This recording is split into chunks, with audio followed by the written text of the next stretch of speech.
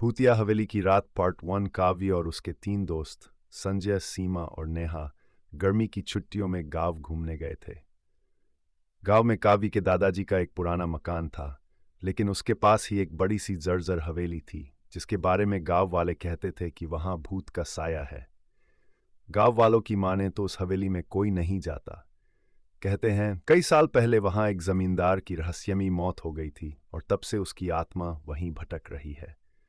काव्य को भूत प्रेत की कहानियों पर विश्वास नहीं था। उसने अपने दोस्तों से कहा, अगर तुम सब में हिम्मत है तो आज रात उस हवेली में चलो। एक रात बिताकर ही पता चलेगा कि ये सब सच्चाई है या बस डराने की बातें। सभी थोड़े घबराए, लेकिन चुनौती स्वीकार कर ली गई। रात 12 बजे चारों दोस्त टॉर्च और कुछ खाने का सामान लेकर हवेली में घुसे। अंदर की हवा ही अजीब थी, ठंडी और भारी। दीवारों पर पुरानी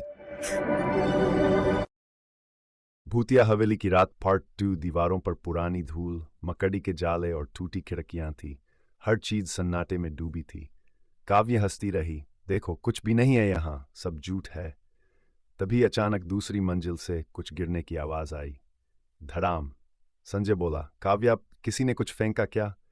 नेहा डरते हुए बोली, हमें वापस चलना चाहिए। काव्या टॉर्च लेकर ऊपर जाने लगी और बाकी तीनों भी पीछे पीछे गए। ऊपर एक कमरा था जिसका दरवाजा आधा खुला था। दरवाजा खुद ब खुद पूरी तरह खुल गया। अंदर घुसते ही एक सर्द हवा का झोंका आया और टॉर्च की लाइट बंद हो गई। सभी ने देखा, कमरे की दीवार पर खून से लिखा था, तुम वापस नहीं जा पाओगे। सीमा जोर से चीखी। फिर एक सया कमरे के कोने से उभरी। वह धीरे धीरे हवा में तैरते हुए उनके पास आई।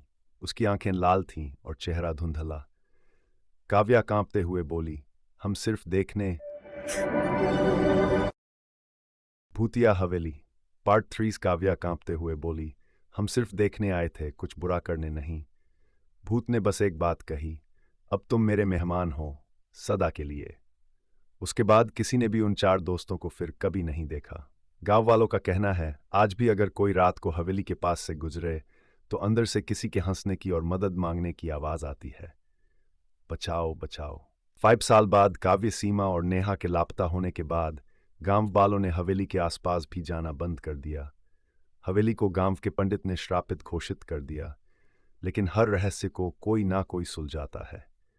आरव एक शहर का पत्रकार था जिसे अजीब और रहस्यमयी घटनाओं पर लिखने का जुनून था।